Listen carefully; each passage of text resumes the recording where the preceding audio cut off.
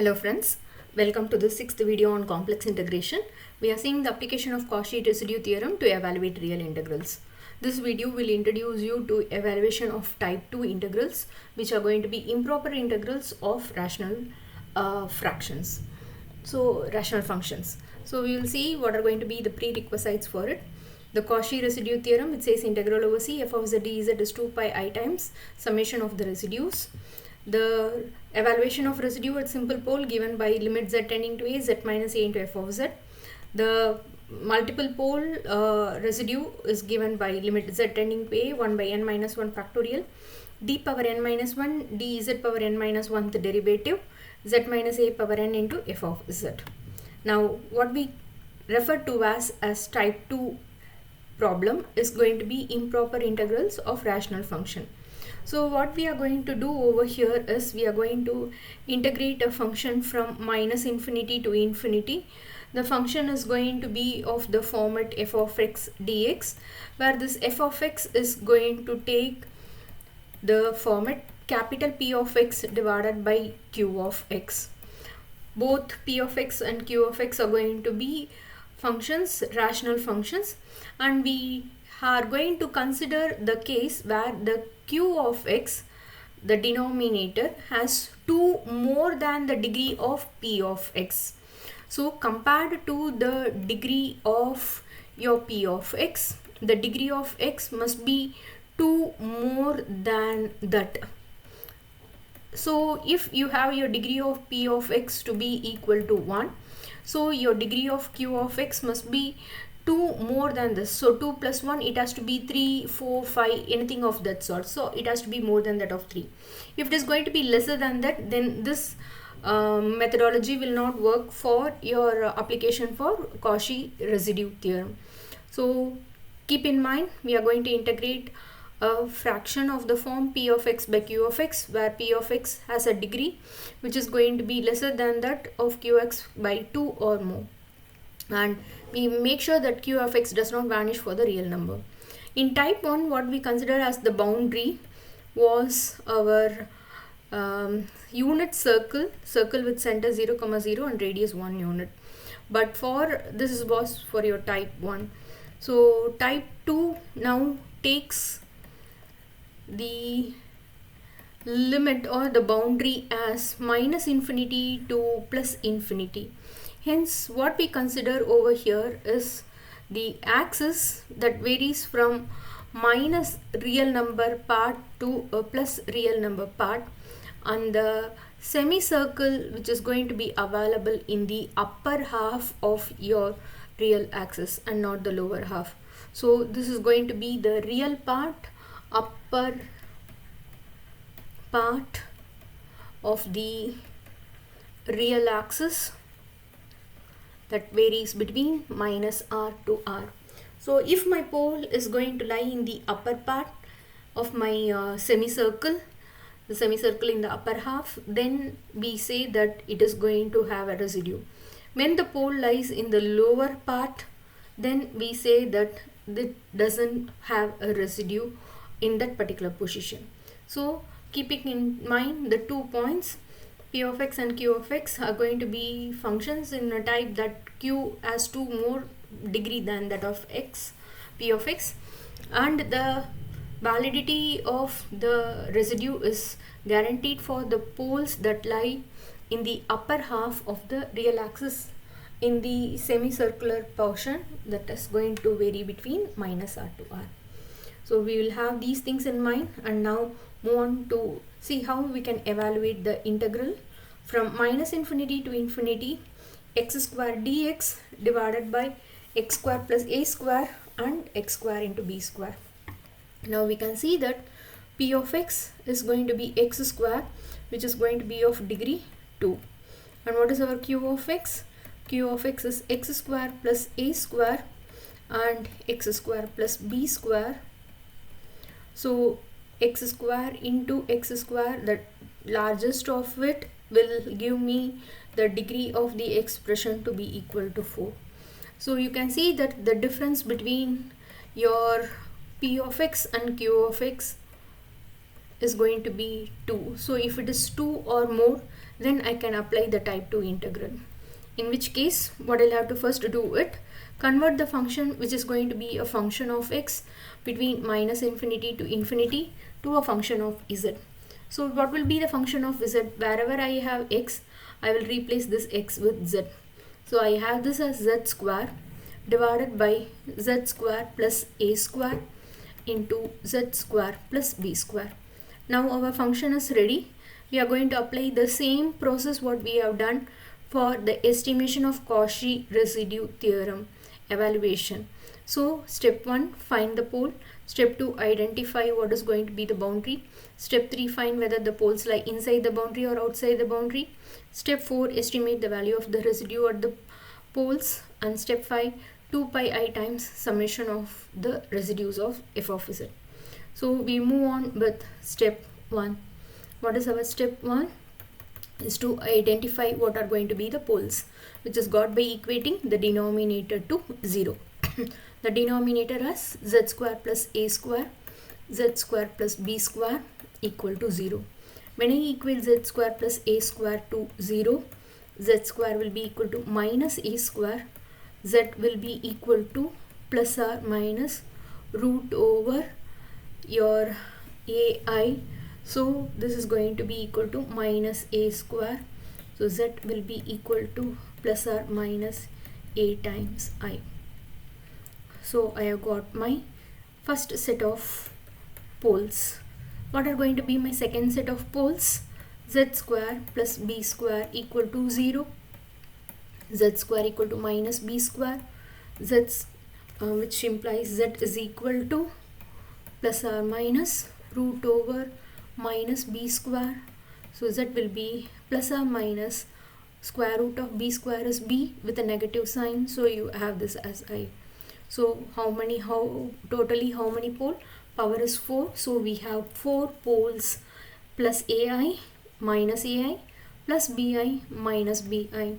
Z plus ai into z minus ai, z plus bi, z minus bi. So this is going to be my factor when I am going to factorize z square plus a square into z square plus b square. So my step 1 is over. Now we move on to step 2. What is my step 2? Identifying the boundary. What is going to be my boundary in this case? It is going to be the upper half of your circle. So you have this to be equal to the semicircle, which varies from minus r to plus r. This is going to be your 0, your positive axis.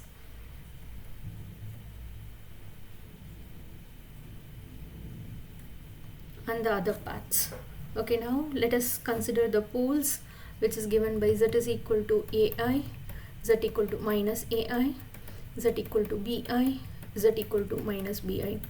Now this can be written as 0 plus ai because the real part is not here. This is 0 minus ai, this is 0 plus bi, and this is 0 minus bi. After identifying the boundary, step 3 is going to be the positioning of the poles in our given boundary. So what will be the x comma y coordinates for this? This is 0 comma a, 0 comma minus a, 0 comma b, 0 comma minus b. We will try plotting these 4 points 0 comma a, minus a, b and minus b. 0 comma a, 0 and a being a positive number, say suppose this is going to be my point 0 comma a. So this lies inside my semicircle above the real plane. 0 comma minus a, 0 minus a, this is going to be my point 0 comma minus a. So now this lies outside my semicircular region, which is going to be my integral part. Next 0 comma b, say b is going to be any positive number. So 0 comma b is going to lie also inside the semicircle above my real plane. And now 0 comma minus b will be something below it. So this lies outside it. So I see that out of the 4 poles, the two poles that lie inside are, so poles that lie inside are Z is equal to AI and Z is equal to BI. So the remaining two poles lie outside, and hence what do we know about the residue at poles that lie outside will be equal to 0. So my step 2 boundary over. Step 3 identification of the poles inside the boundary is over. Now we move on to step 4. What is our step 4? Find the residue of the function at the poles. So totally how many poles? 4 poles. Of them 2 lies outside, and poles that lie inside is now to be considered. So out of it I am going to find residue at Z is equal to AI. So this is given by limit Z tending to AI. The formula Z minus AI into the function f of Z. Now we will try to rewrite our function f of Z. What is our function f of Z? F of Z is Z square divided by Z square plus A square, Z square plus B square. Now this can be rewritten as Z plus AI, Z minus AI, Z plus BI, product Z minus BI in terms of its poles. So now let me copy paste the function over here. So limit Z tending to AI, Z minus AI, Z square divided by Z plus AI, Z minus AI. Now this is not going to be affected, so I can keep it in the unexpanded form as Z square plus B square. Now minus AI cancels off, leaving you with limit Z tending to AI, Z square divided by Z plus AI into Z square plus B square. Now let me apply the limit over here. So it is AI the whole square divided by AI plus AI. Over here it is Z square, so AI the whole square plus B square. On expansion we have this to be equal to AI the whole square divided by, this is going to be AI plus AI, AI plus AI, AI the whole square plus B square. This is what we have. Let us simplify. A square, I square makes it as minus 1, AI plus AI makes it as 2 times AI. This is A square with I square to be minus 1 plus B square. So let me take a minus sign common outside from over here. So this will give me A square minus B square into 2AI. Minus sign can be cancelled off. One of the A can be cancelled off, leaving us with A divided by 2I into A square minus B square. This is my residue 1. So let me find out the second residue, which is going to be residue at the point Z is equal to BI.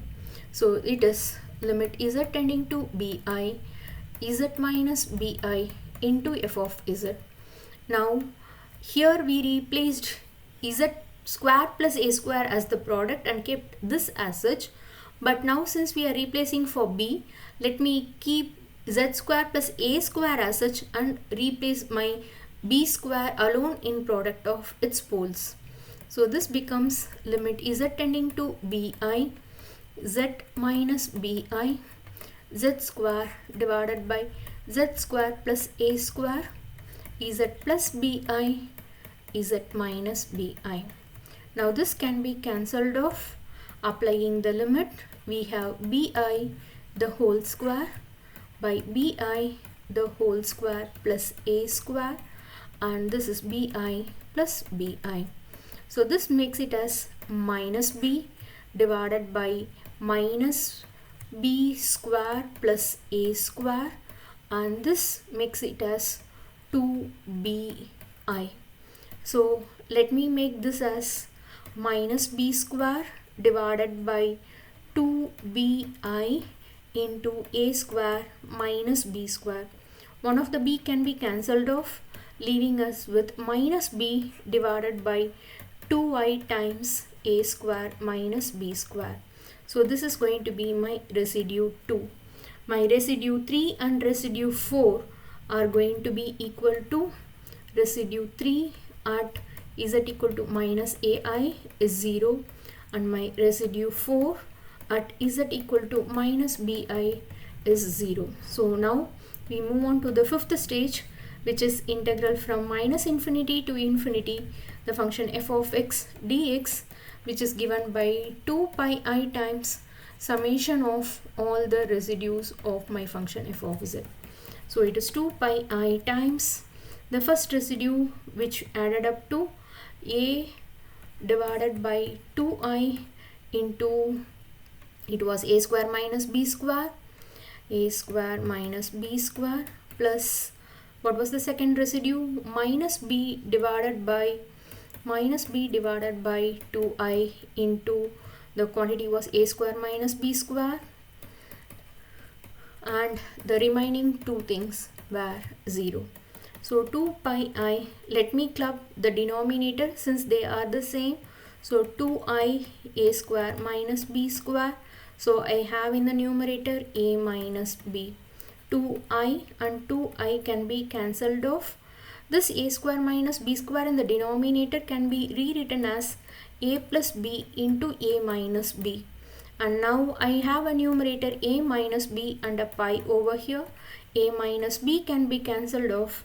Hence, what do I have finally as integral over x square divided by x square plus a square into x square plus b square between minus infinity to plus infinity, differential to be equal to, numerator is going to be pi and the denominator is going to be a plus b.